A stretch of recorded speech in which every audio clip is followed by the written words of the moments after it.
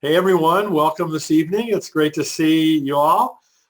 Thanks for joining us. I'm glad you found the right link to get to the Zoom meeting tonight because we had a little bit of a snafu. I think you probably saw that I had to change the link because of security concerns. So, I'm glad at least that you all found it. Hopefully everyone else will too.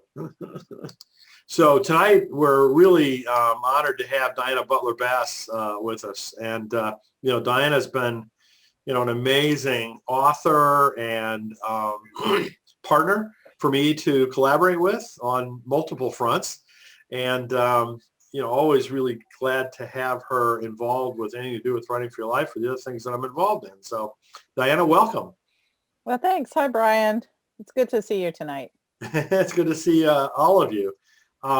So our topic for tonight, we try to vary this every month, but this is in terms of, the challenge of writing in the midst of all the questions that our society has about truth and about division. And so, Diana, you'll get a kick out of this. I was kind of attacked earlier today on Twitter Oh, no. by someone complaining that I wasn't featuring enough writers of color. And so, given everything that I do in terms of publishing in color and publishing with pride and everything else, I was like, okay, well, I'm sorry to hear that you don't like what I'm doing, but whatever. So, it's like any of us can get attacked, for legitimate Yes. or less than legitimate reasons. So you've had your share of being attacked. I mean, seriously. I mean, one of the byproducts, right, of kind of being out there and expressing, your view on things is that happens. And Yeah. It's a funny thing. I've been thinking about this theme in different ways all year, and probably longer than that.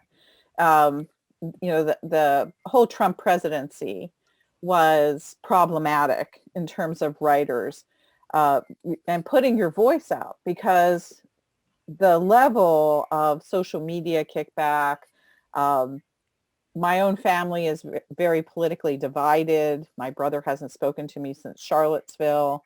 Um, and so the question about division has been a really lively question in my life, my personal life, my work life, my family life. Um, and then, of course, the question about truth, which I think has grown for me in recent, especially recent months. I have been worried about the conspiracy theory thing for quite some time.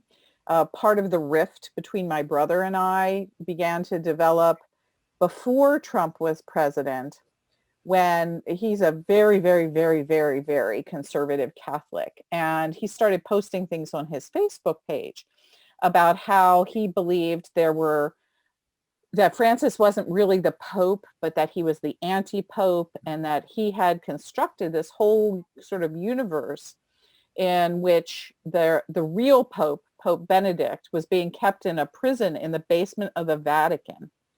And I mean, I started seeing this stuff, and I began to ask different friends of mine who either teach at Catholic universities or who are Catholic writers.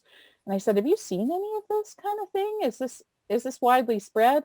And at that point, very few people had seen this sort of developing, very sort of European nationalist Catholic conspiracy theory stuff on the internet. And so a lot of my friends didn't know about it. But now, it's pretty much the language that the Catholic Church is really struggling in the United States with this. It's everywhere. It has undermined the authority of Francis. It has broken up parishes. And so to be able to see not just what we're watching today with, for example, what's happening in the Senate and how a conspiracy theory results in physical violence in our political life, but our religious life is really being consumed by the same thread of non-truth. And so I think that for me as a writer, I've just spent an enormous amount of time in recent years thinking about the question, of course, that Pilate asked Jesus, what is truth? And then how do we understand words vis-a-vis division? And so that's when, you asked me what I wanted to talk about. This is something I've not talked about a lot in public. I've done a little bit of writing about it in my newsletter, but I think that as a human being and as a person who bears responsibility for words in public, um, I'm trying to reach towards what I would think is a responsible and mature voice that helps along our understanding of both of these difficult problems right now in public discourse.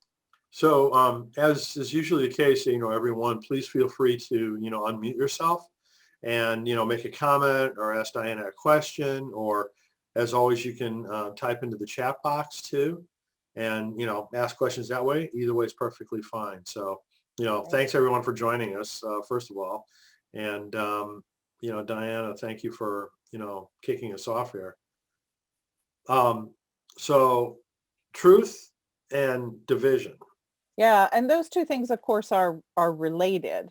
If we have no sort of agreed space where we stand in stories that we understand to have some level of shared truthfulness, then we wind up in a place where this group says this is true and this group says this is true, and there's no ability to be able to talk. And in a sense, I was in graduate school in the late 80s, and I went to Duke, and that was really the beginning of the academic conversation about postmodernism.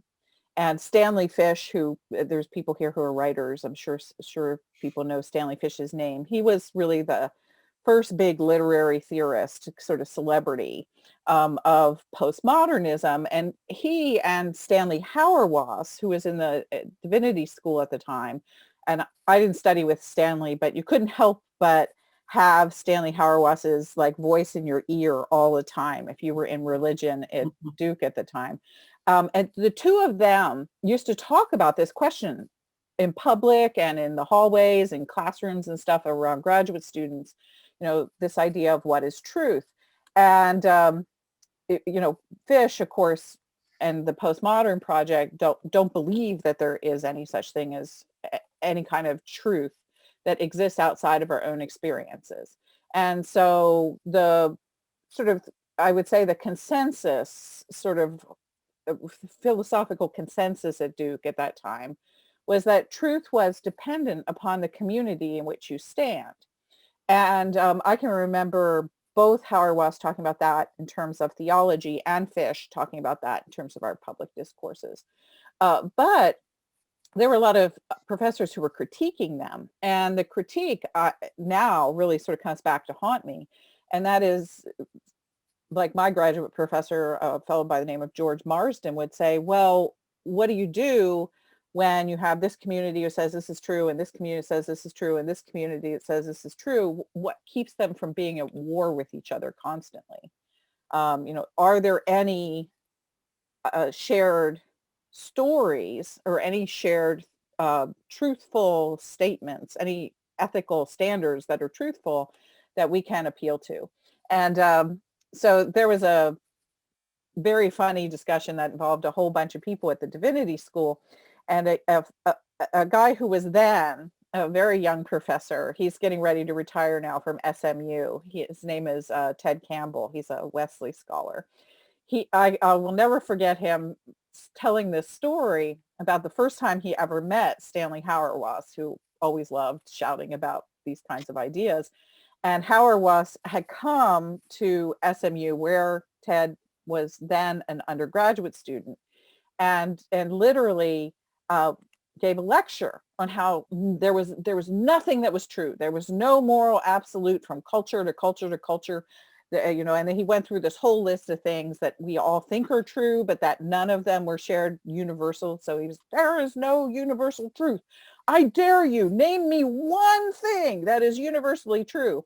And Ted, he must have been 22, 23 years old, raises his hand and he said to Stanley Hauerwas, one shouldn't burn Jews in ovens. And at that point, Stanley Hauerwas, this is the way the story got told, Stanley Hauerwas just sort of leaned back and said, damn right, that's the one thing. That's the one thing that is universally true. And so, and literally then shouted next, but you can't name me another one. And the reason I think that story sticks with me so strongly is that my adult life as a writer, a thinker, a scholar, a teacher has really been marked by that problem.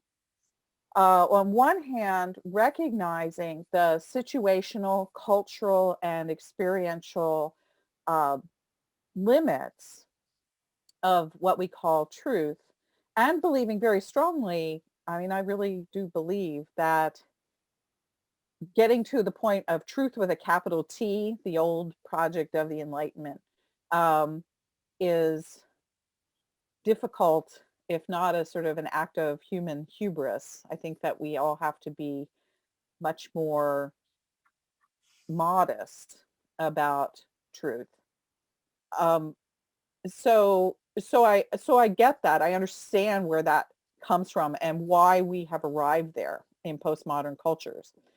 But on the other hand, I also sort of, I laugh at the story about Ted Campbell and Stanley Hauerwas, because if there isn't one thing that is true, if there are no shared moral absolutes, why are we even talking about Black Lives Matter? Or why do we get horrified when we see something like George Floyd? Or why do we all laugh when a young student shouts out to a senior professor, one shouldn't burn Jews in ovens?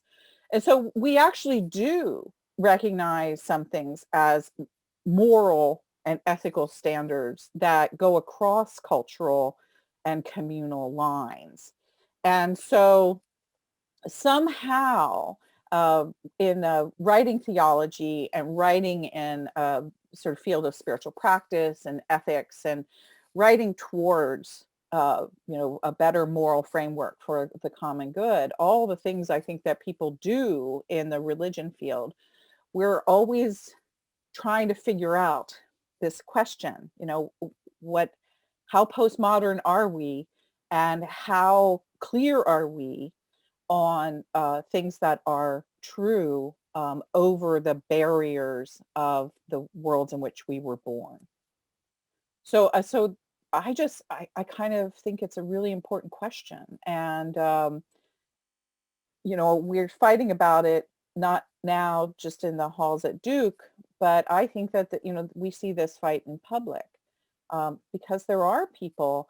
I can sit here and say, I think that Black Lives Matter is true. I think it's a horrible thing for a police officer to kneel on the neck of a Black man for 8 minutes while he's screaming out for his mother and dying.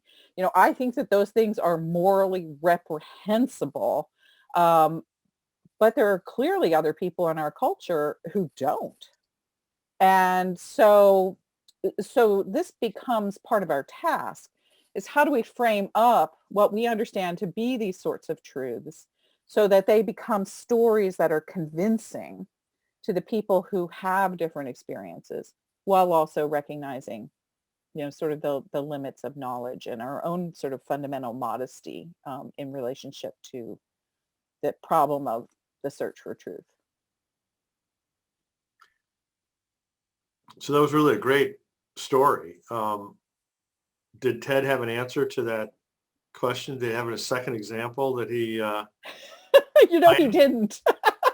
That's disappointing, actually. He didn't at that time. He was young. You have to give him some credit for being in his, absolutely. early 20s and talking back to Stanley Hauerwas. I mean, that's like one of the bravest things I've ever heard, up to that point in time. And so, I'm sure now Ted would have a whole longer string of stuff. And so would I. And I used to wonder, what how does Hauerwas, make sense of some of these things? And I actually really don't know. I think that there are flaws in the Hauerwasian and the Stanley Fish project that we're struggling with in our culture. And that's where the door for the conspiracy theories come open. Because if indeed all truth is just connected to one's experience and one's community, well, that's how you begin to develop these sort of silos of people who think that Pope Francis is the anti-pope and is holding Benedict in the basement of the Vatican. Because what they don't have is they have no one challenging their narrative from inside of their cultural group. And so those people just keep going on and they keep attracting people who believe the same things that they believe. And the more reinforcement they get, the less likely they're able to be to hear stories that come from other cultural locations. And so in effect, I think one of the things that's happened to us is that people change now when they literally switch cultural groups. Is that sometimes these stories that people carry around, like my brother, become so much part of their identity is that they can't get out of the story until they actually move, they have a conversion experience into another group. One of the best examples of this I can think of is a guy on Twitter whose name is David Weissman. And Weissman is, I believe, from Florida. And he was just a huge MAGA guy. And I remember running into him in 2015 on Twitter. And he was mean, and he went after every Hillary Clinton supporter there was, and was just, on and on and on and on, pro-Trump. And someone, I don't remember who it was, but it was some writer on Twitter started engaging him seriously about his views. And that person asked enough questions in the right way that it began to sort of lower the boundaries that he had put up around himself in this community. And literally, he stepped out of who he was and moved over into a completely different communal group. And if you run into him now, I mean, he follows me on Twitter. Once in a while, we direct message each other. He's a really interesting guy. And he talks about literally having a conversion of his worldview and how he once believed truth was this. And now he has this idea of truth being another thing. And the reason he got there was because a writer came to his Twitter page and just kept engaging his words over and over, in his story, his narrative over and over again. It's a very powerful thing. And I think he's kind of exceptional. He has like 200,000 followers, maybe more on Twitter. He's kind of famous. And he's gotten to the point where, now the sort of the MAGA people, like my brother, attack him all the time because he's a really dangerous character. There's nothing more dangerous than that convert who was once inside of a world and has come to see a narrative differently.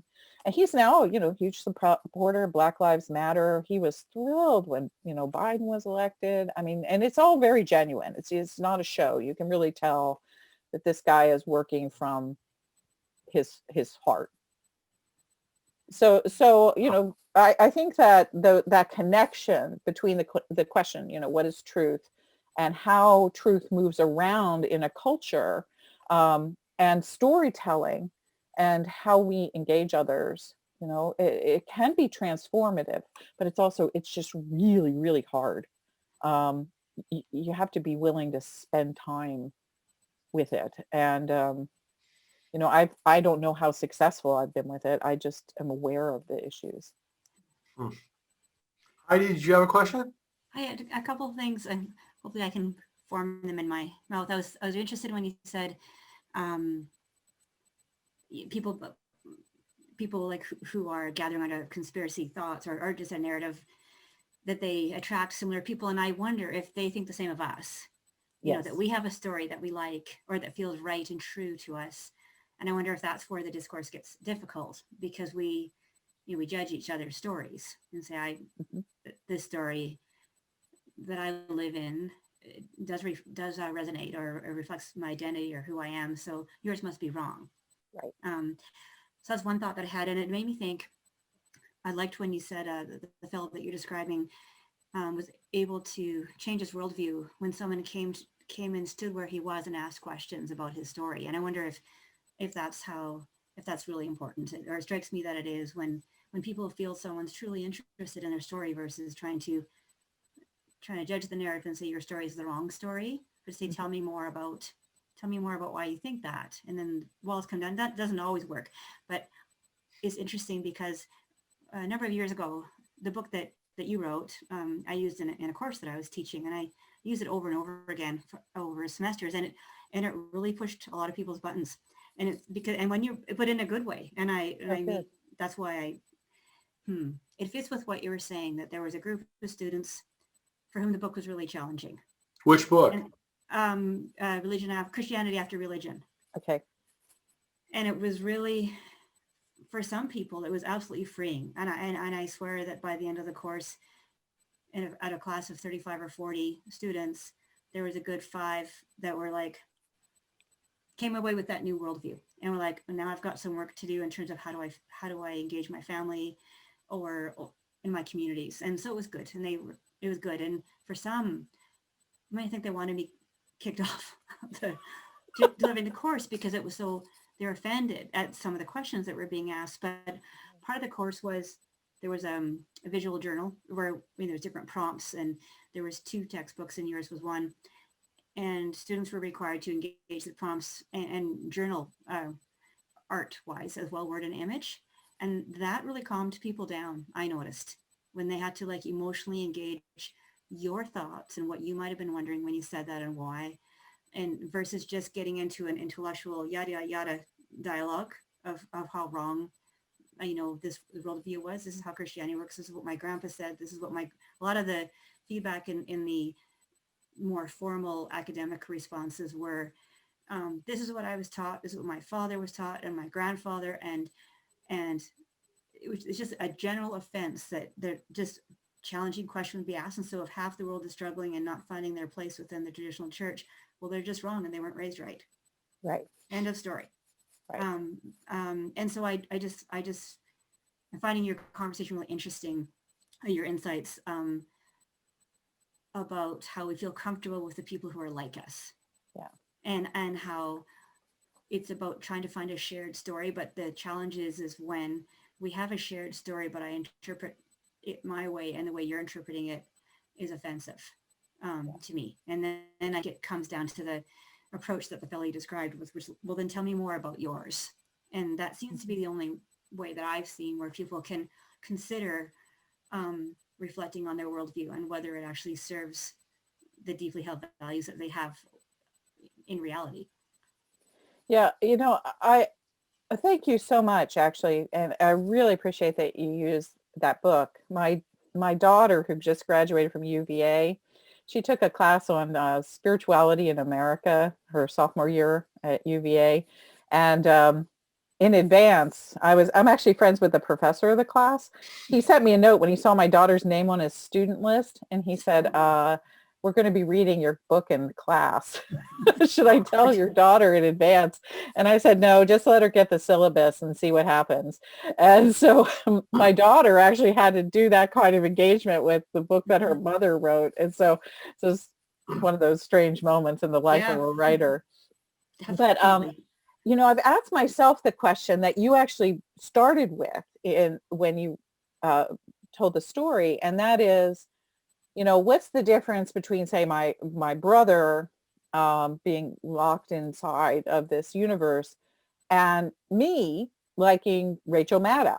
And I've literally sat in our living room some nights watching Rachel Maddow on MSNBC, imagining that my brother was sitting in North Georgia, where he worked on Marjorie Taylor Greene's campaign, and watching. This is why we can't even talk anymore. But watching Fox News or OAN or what have you. And I can remember one time saying to my husband, are we just sort of being the mirror opposite of that? Mhm. And the I think, first of all, when the question occurs to you, um, that means you're probably not, Mhm. because you recognize the power of the media on shaping even our personal stories and and the Mhm. way in which we frame up reality. Mhm. So I'm very aware of that. I'm aware of the Mhm. bias of the sources that I look at for the news, and I try to Mhm. keep most of the news sources I engage in are centrist to left. And I'm very aware of, when I get over to the far left sources, of some of the What ways that those happens? stories are being framed. And so Mhm. I know what those sources are, I know what their range is, Mhm. and I try to balance it Mhm. out and vary it. So I don't hear just Yeah. Mother Jones or the Palmer Report. Rachel Maddow's kind of more of even almost a centrist one compared to Mhm. those. But Mhm. then Washington Post is on my Yeah. porch every day, and I watch local news and CNN, which are more centrist sources. Yeah, I think it's important to Yeah. read widely and not just the stuff that feels comfortable. And I think that I had, similar to your brother, I have a nephew and a cousin that are similar, and it's really hard to talk. And with I made the mistake with the cousin who I adored of replying on social media. And my husband's like, "Don't do it, don't do it." But Don't I was do so it. upset at what he posted about Syrian refugees coming to our hometown and here in Canada. I was just appalled, and I learned from that I needed to have paused instead of reacting, and start with the relationship of, I love and respect this cousin, and I'm flabbergasted. And so instead of responding with my truth against versus your truth, was to ask him about his story. And with our nephew, we did that, and he's been down in the States, breaking horses, and is, very different politics than ours. And we just asked him at Christmas, can you tell us, help us understand? And he was so careful. And he was like, we were both trying to engage not only the story, but what's underneath the story, what people are afraid of, and what that worldview, how that calms that, or how that offers hope. And it was interesting. The more he talked, I thought, okay, like I felt like less judgmental about, oh my word, how can you vote in that direction, or how can you, I was like, okay, you're hurt, or you're angry, or you're afraid, or you're feeling dismissed, but I think it's the story, and then the questions as to what's underneath it, or what's formed that story, or why it feels right. Yeah. And that's where the common truth is that we all are afraid, or we all long to be seen, or to have fulfilled lives, or whatever we long for and are afraid of, that those things make us drawn to one story or another. And maybe that's where the bridge is. And those kinds of questions, when we can ask them of ourselves, that Hmm. becomes one of the things that makes us all good writers. Yes. Because one of the I just I'm putting my 11th book out. Um, can't even believe that. On March 30th, I spent most of the day recording audiobook stuff, and so my voice is a little tired tonight. But I realized over the course of that, when you arc through a lot of writing, every book has changed me in some way. Mm. And I think in a certain sense, that's a little bit of how I know I'm not just being, brainwashed by Rachel Maddow, Mm. is that I am willing to say, I'm constantly willing to say that I'm wrong about something. I'm constantly willing to learn, and I'm aware of the many conversions that I've had in my own life. And so as a writer, I'm aware that those kinds of transformations, those kinds of conversions, that kind of tenderness towards my own questions kind of keeps me on a path towards always being able to listen anew. Mhm. And so I think that one of the things that we run into, and you described it very well, is um, when we come to the dogmatic impasse. And like my brother is in a perpetual state of dogmatism. Mm. and he can't get out of it. It's actually the posture that is encouraged by his community. And so when I have actually tried to engage him, and so he's standing here like this, and I try to engage him like that, that's, anybody who's ever taken a Japanese martial arts class knows that that's not going to work. Is that the you have to develop a whole different set of ways of entering into that kind of conflict. So that's, of course, one thing that I hold on to when I'm thinking about the people I know and that I'm writing towards. And so that might be someone like my brother, or I speak a lot in churches. And so I walk in, to a Lutheran church in Minnesota where, the whole congregation is white. Almost all of them are baby boomers or older, or a few Gen Xers hanging around. And so I'm in a room with people that I kind of have a sense of their culture and their story.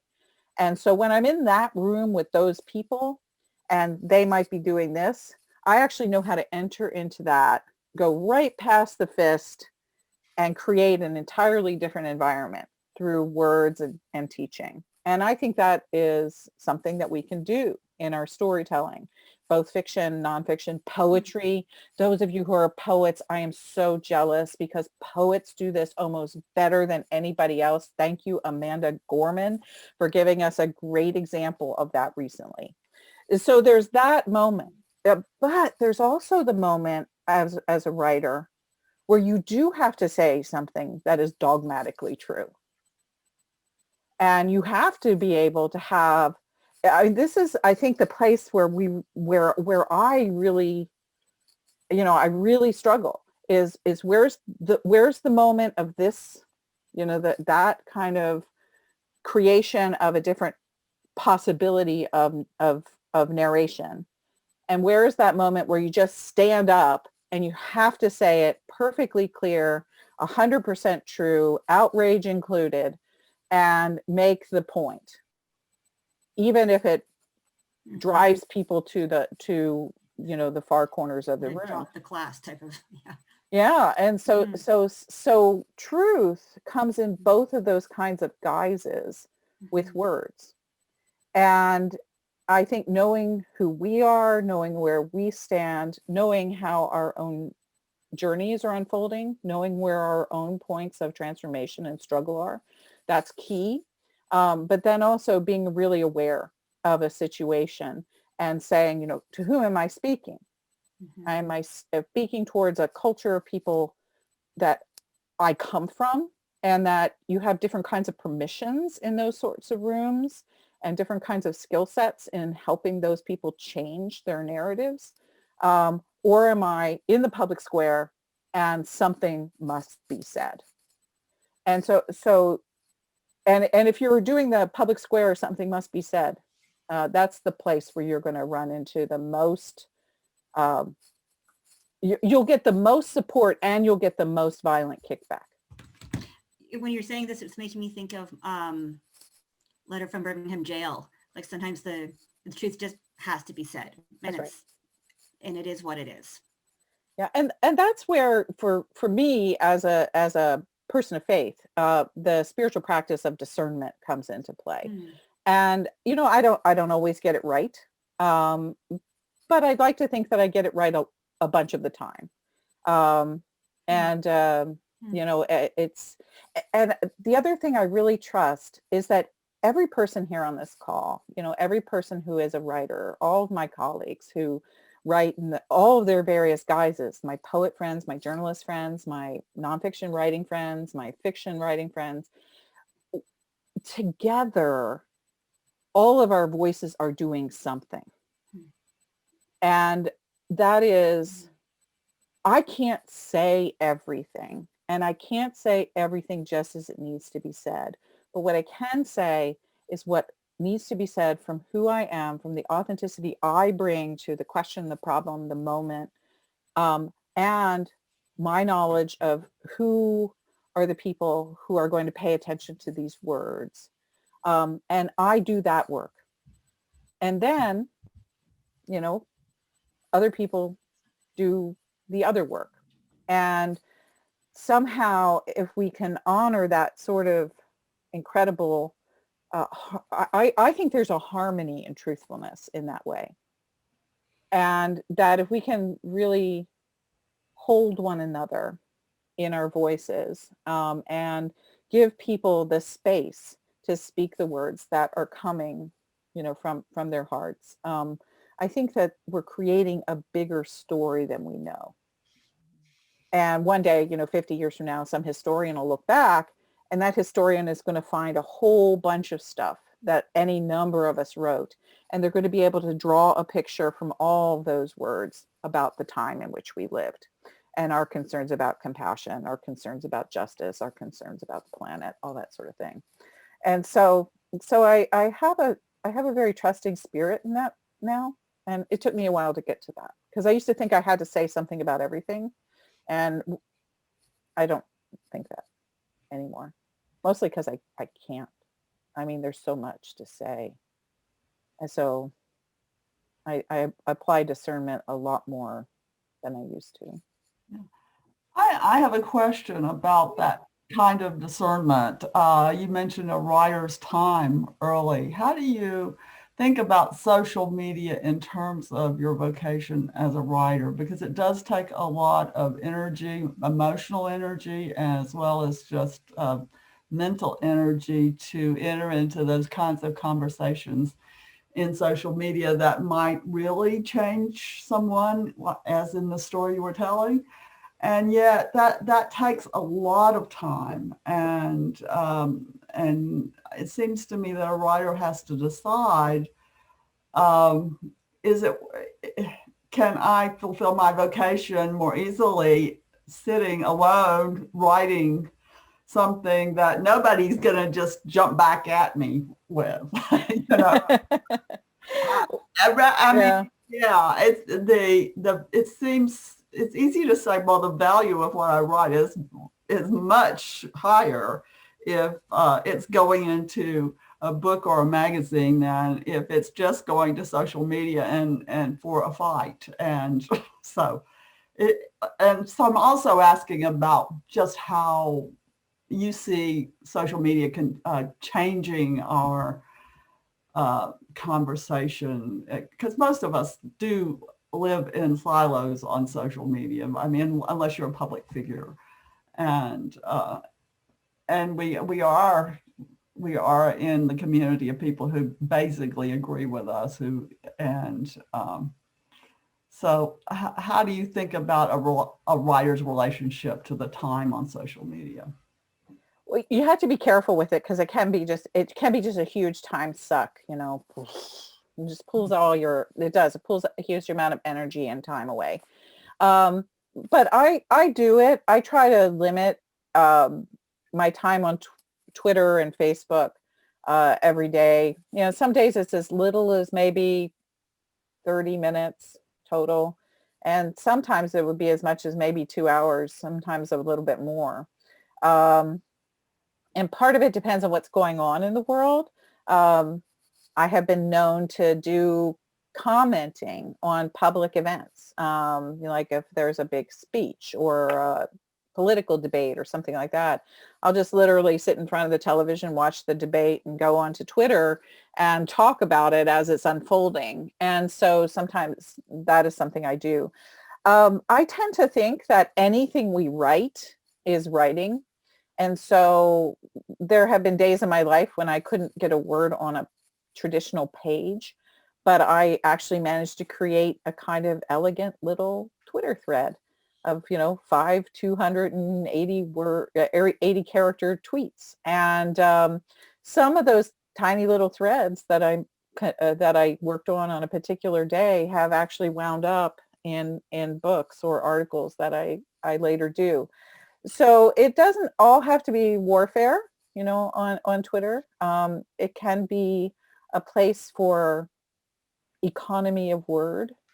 I think that that's one of the things I've learned on Twitter, how to be really brief. And if you use it right, even you can develop a very, I think, sort of sensate, almost poetic sense on Twitter by using just a few words to communicate deep feeling or beauty. And there are some people that I follow on Twitter who are poets.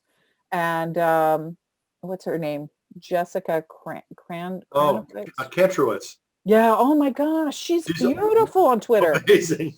Yeah. I mean, oh, she's great on Twitter. Yes. She writes poetry. And then there's a guy named Eric Bond who also writes poetry on Twitter. Lin-Manuel Miranda, and the blessings that he did for about a year and a half on Twitter in the morning and the evening. I mean, those things are kind of remarkable. And so there's, someone wanted us to add her name to the chat. I'm getting it right now. Okay, great. So I think that one of the things is to open our imaginations to social media and not just think of it as one big negative, horrible place. Negative, horrible things happen there. I've certainly had them happen to me. Oh my gosh. You talk about the limits of social media. I just went and I looked at the list on Twitter of how many people I have blocked. I have 1,800 people blocked on Twitter. Wow. Yeah. And that means those are 1,800 people who have done something so cruel to me on Twitter that I literally had to go over to their page and press block. And so I get that. I do know there are people who have more folks blocked than that, but I really work to limit the visibility of my tweets to audiences who are not going to just use my words to abuse me. Well, good for you. I mean, and so that's one of the things I try to do is I try to create some web of safety as much as possible around my social media. And so, but oh gosh, I could go on about that forever. But there was one point I got into a huge argument with a good number of people in a very unexpected fashion who lied about something I did. And one of the things I have learned is if someone decides to tell a lie about you on Twitter, you almost it's impossible to correct. And the best thing to do is to sort of say, that's not true, and then step away. But I didn't know that at the time. And I just kind of kept going in and trying to fix the problem because I'm a firstborn daughter who was born in 1959 to a nice Methodist family.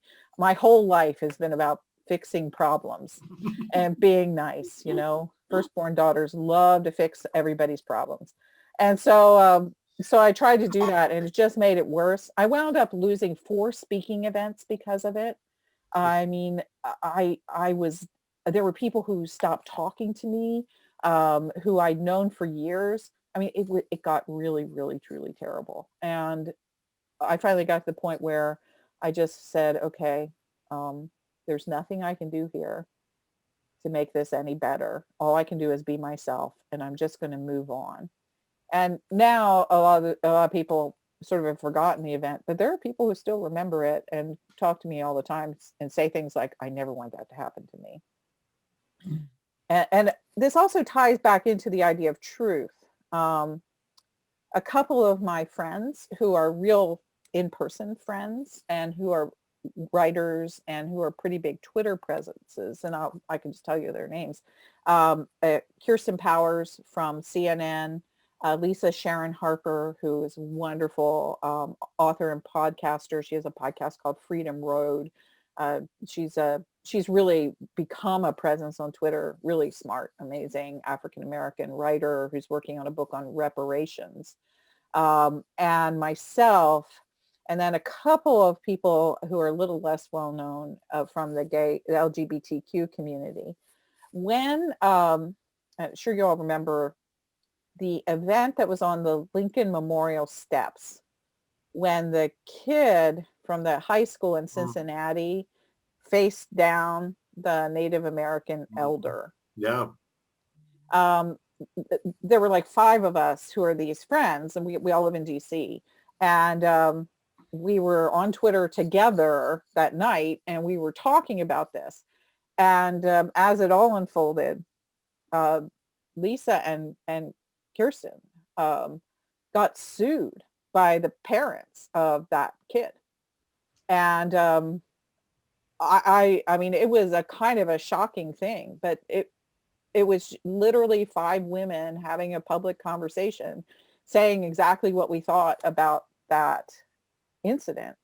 And the parents of those kids came at them. I don't know if the suits actually were finalized or if it was just a threat of lawsuits, but it was pretty serious stuff. And those people, they did wind up taking the Washington Post and CNN and a couple other media organizations to court.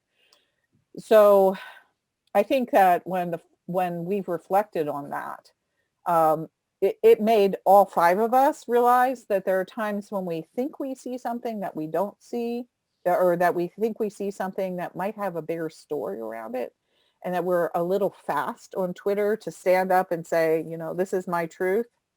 And it was at that moment that, like I said, 5 very strong women with opinions that aren't afraid to express those opinions in public. A couple of them came really close up to the edge of ruining their own careers. And so there are those kinds of dangers on social media, as well as the attacks. The question, there are things we can control on social media, I guess, is what I learned from that, is that I'm not quite as quick on social media to say, to just jump with the mob and say what appears to be going on. I will sometimes hold back just a little bit more, make sure that my facts are right, make sure that the story is being properly reported, etc., before I enter into the fray, because it is a place of some personal danger in that way. We can misjudge. We can, if we fail to discern. So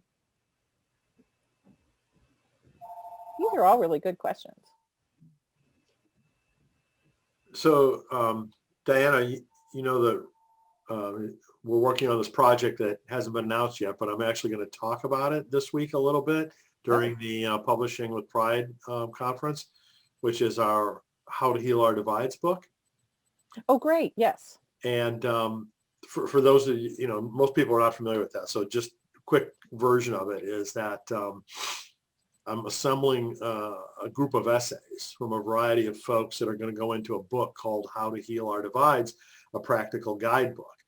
And most of the essays are going to be written by people who are leading organizations or talking about organizations that are actually healing some type of divides, political divides, racial divides, religious divides, things like that.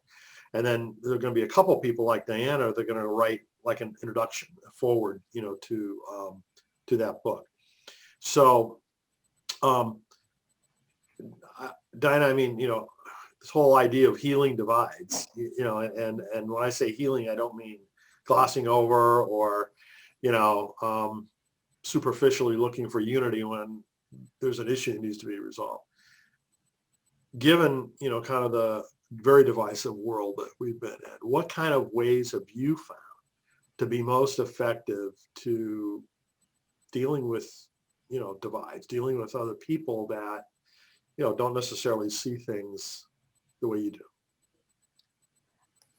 I think that some of our conversation tonight will probably wind up in that little introduction you want me to write. Good. But I don't know if it's the fact that I turn 62 next week or what it is, but I think that I have learned when it comes to something that seems to be a divide, I have learned to ask first the questions about myself. And that is, why do I experience this as a divide?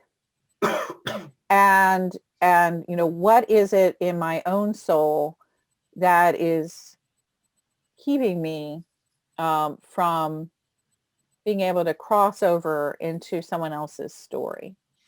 And, sometimes we have divides because of misunderstandings. Sometimes we have divides because of lies. And sometimes we have divides because of our own pig-headedness, frankly. And I think that's the place where I start now most often. This is a small story, a little example. Just this week in Substack, was just yesterday, I wrote a piece about the Bruce Springsteen Kansas ad. And I didn't see it was on the Super Bowl. And so I didn't actually see the original ad because I don't watch football. And yet when I went to social media, all of a sudden, all of my friends, the people who are like the closest ones in my social media circles, they were all talking about this Bruce Springsteen ad and how it was Christian nationalism. And I went, whoa, what did I miss? And so I went over and I watched the Bruce Springsteen ad. And I immediately saw what they were saying.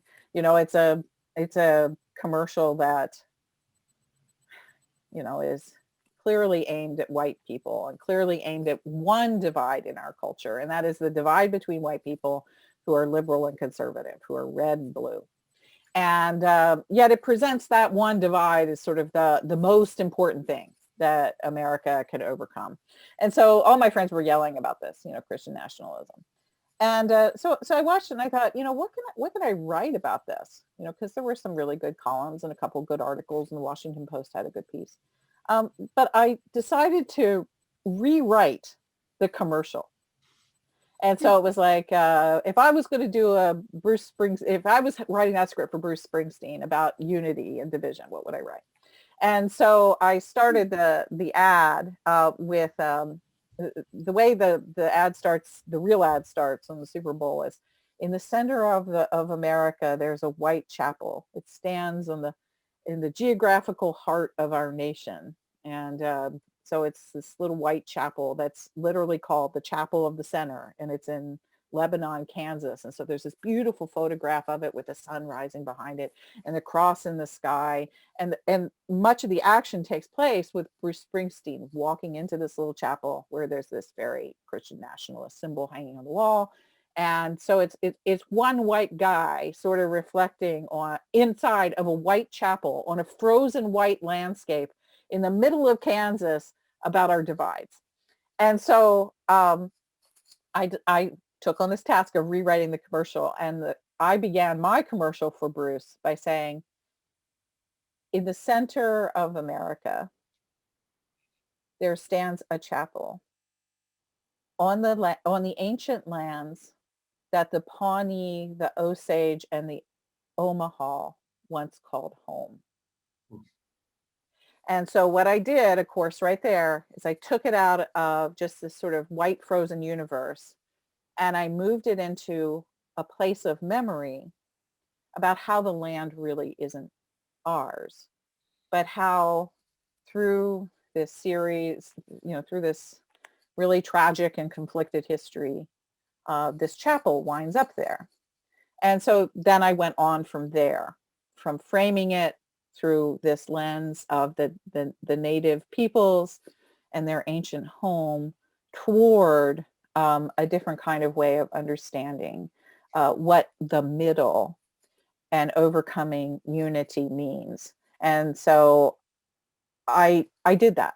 And I sent it out. And oh my gosh, it's been one of the biggest newsletters I've had in months. I keep getting emails about it. It's spread all over Twitter and Facebook. I got hundreds of signups on my newsletter page. I was sort of shocked by how widely it went out. When on my Facebook page, a person that I've known for 18 or so years, who is a Native American woman who is an Episcopal priest who lives in Seattle, came on and she started telling me how much she hated my newsletter. And it was like the most shocking thing that I had read in a long time, because I had written that newsletter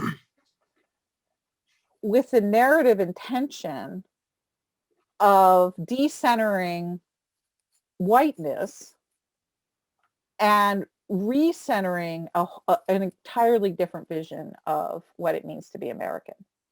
And she was angry at me for doing it. And so what happened was she expressed her anger, and I got irritated.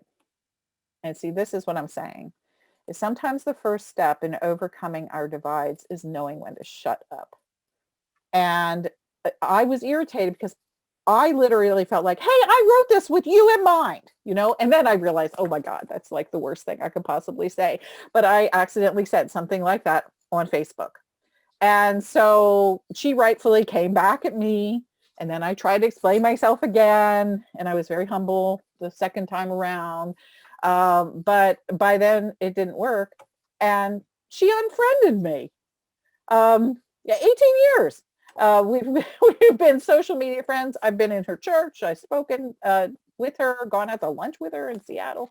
And it was like, it was my fault.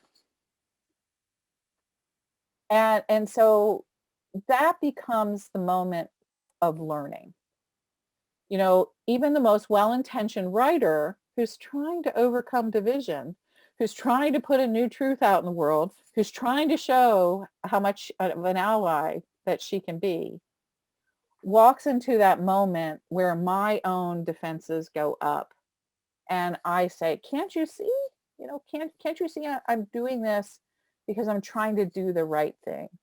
And what she needed to do was to tell me that the right thing that I had tried to do really wasn't right enough for her, and that I needed to listen to that. And so that becomes for me the place where I go, is that I looked back at it and I said, okay, what am I responsible for here? And what do I take away from this as the transformative moment for me as a writer? And see, that's how I know that I'm not just stuck inside of a particular silo, because I let a different voice come in and criticize my narrative to the point where it hurts me.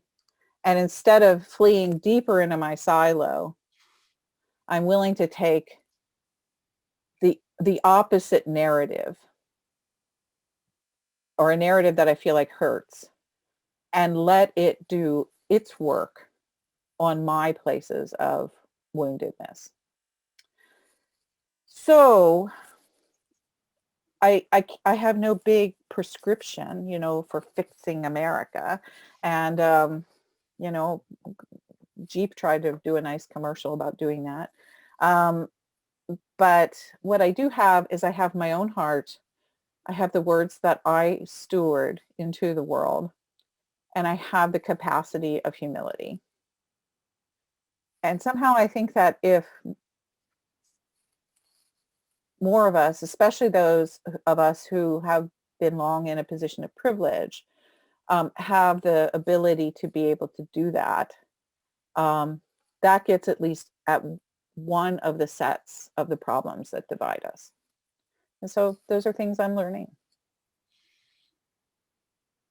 Wow. Well, thank you for sharing that, Diana. That's really instructive, I think.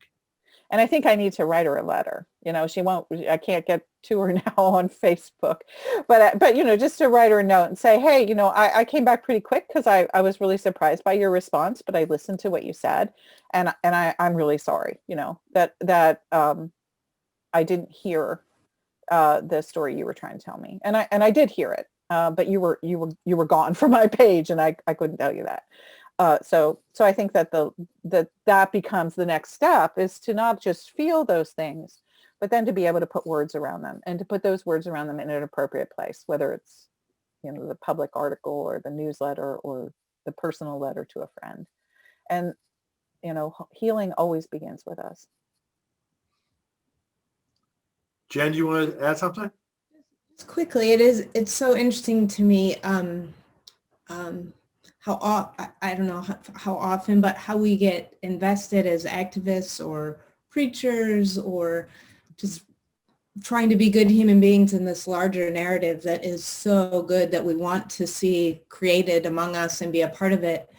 And sometimes in doing that, we forget to pause to hear the narratives that are also generating something that's happening among us. And we can actually trample a narrative while we're trying to welcome all narratives. I mean, it's just this hard cycle sometimes that if we don't really pause in those moments, it's not out of meanness or, intentional neglect, but we're so wound up in trying our very best to make this larger thing happen that we can miss things and hurt things. And it's a tough thing, but I appreciate your sharing this story. And just I'm an Episcopal priest, and so what happened at the National Cathedral this weekend is very much on my mind, and long conversations the last couple of days in broader and smaller clergy circles about this very thing, about the need to pause and hear when someone's been hurt, and then go about that discernment about how we move forward, probably in somewhat of agreement on a larger narrative, but not if it's inhibiting something as we go or causing different pain as we go. Yeah, thank you so much for bringing that up, because that's a very similar place where I saw some of these dynamics taking place this week as well. I guess, just kind of on a really deeply personal level, when it comes to the idea of truthfulness and it comes to the idea of overcoming division, I fly back to the very basic sources of faith, and that is it compassionate? Is it loving? Am I standing in a place of genuine love and justice, and holding those two things together? So for me, the writing process is always tied up in those commitments that I have to this sacred narrative, and how that shapes me. So that's become more real to me, even the further and deeper I've gone into what it means to be a writer and into being a public figure. So I really treasure the way that narrative holds me accountable. And I think that's one of the reasons I was able to sort of, look at what I had done wrong, in the conversation with my friend who is the priest. So, these things are I think what we're doing by raising these kinds of questions and being able to talk about them is we're actually answering the questions that were raised at Duke in the late 80s. Because the question was, how can people who live in these different kinds of communities ever overcome the silo effect, and how can they ever speak to one another? And this whole conversation that we've had, and the faces I've seen on the screen, and the different things that you've offered in the chat, in effect, we're struggling to answer that question, those sets of questions that were raised all those years ago by postmodern theory. None of us know how to do it, but we're making our way through it. And somehow, this is going to make a lot more sense to our grandchildren. But how we're engaging these questions. So I look at my mistakes as a gift into that larger conversation, and I'm okay. I'm now okay making them, because I make them so much. It's like I should embrace them anyway. So, Diana, how can people subscribe to your Substack feed? Oh, well, the easiest, you can go over to Substack and type in my name. The newsletter is called The Cottage. You can go that way. Or you can go to my website, and there's a subscribe to my newsletter sort of link, and that will do it as well. There's also a link to it on my Twitter page. So if you're on Twitter and you just go over to my main page, there's a link to The Cottage there. So lots of great stuff coming out. I've loved doing the Substack. I highly recommend it for writers. I don't get paid. I haven't done a paid thing with it. I do it for free. You can decide to be paid, or you can decide to do it for free, or some combination thereof if you need to make a little extra money, and so, which we all do because we're writers. So I've kept mine free to this point, but it's been really fun. I I got an award for it. I like was shocked that happened. And so I must be doing something that people are enjoying, and that, I'm really playing with my writing there, really trying to develop kind of beauty and excellence that I value in that crazy little newsletter. So I'm pretty proud of it. So that's coming. And then my book comes out on March 30th about Jesus. I wrote a book about Jesus. So one of the things that we haven't announced yet, but we can just kind of talk about a little bit, this fall in November, Diane and I are going to do another online Writing for Your Life conference. It's going to be focused around writing as a second career, or writing in retirement, so to speak. So even though you might not want to use the R word, but so we haven't decided what we're going to call it yet, but it's going to be something like that. Yeah, sort of writing in the second half of life. I think we're kind of there. So I'm looking forward to that. I think it's going to be fun. I think, yeah, definitely. So, yeah. Well, thank you so much, Diana, for leading this discussion tonight. This is really thought-provoking and really valuable for me, I know, and I'm sure everyone else too. So thank you so much for that. I really appreciate people being willing to spend an hour on a Tuesday night listening to me talking about postmodernism.